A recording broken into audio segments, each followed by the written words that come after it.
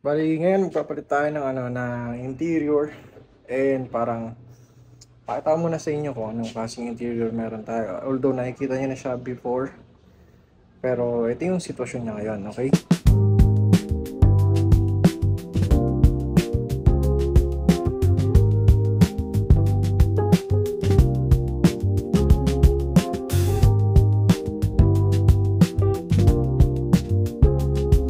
So yan, dito pa lang sa driver side, ang unang-una niyo mapapansin is ito yung stock na upuan ng XE or XL.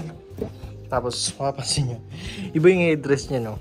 Pak, hindi ko lang kung yun talaga yung headdress niyan, pero iba, oh, parang galing kung saan.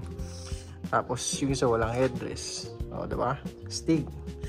Tapos sidings, manual na may speaker, parang third party na rin yung speaker na yan. Tapos papansinin nyo pa, dito wala nang sidings. Tapos ito, manual din naman to, working naman, smooth, diba? Smooth naman yan. Kaso yun nga, tiniis ko yan ilang matagal. Ito medyo okay pa siya, medyo presentable pa siya. Actually yun doon sa kabila, medyo presentable look pa rin naman. Kaso tinotally alis ko na siya kasi nga yung salamin niyan finix ko, so pwede kong tanggalin anytime yung salamin. Wala na kasi yung manual mechanism. Ito, ayun yung manual mechanism niya, tanggal na. Tapos hindi na siya naiikot. O, diba?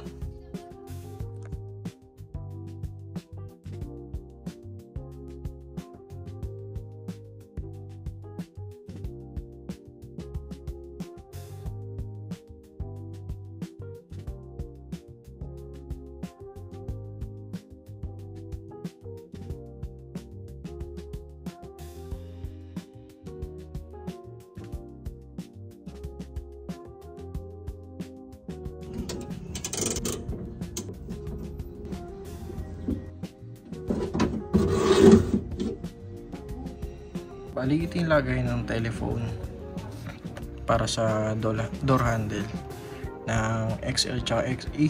So kailangan ilipat ko to dito, tapos ito dito, para naman magkasya tong bracket ng ito.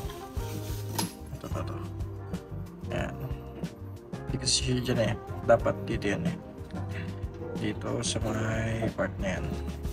Okay,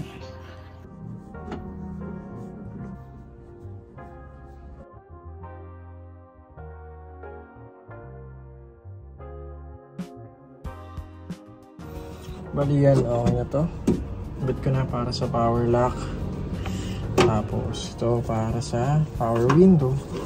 Then ito para sa switch. So sa pagkakaalam ko dito yan. Ito, dito yan nakalagay. Yan.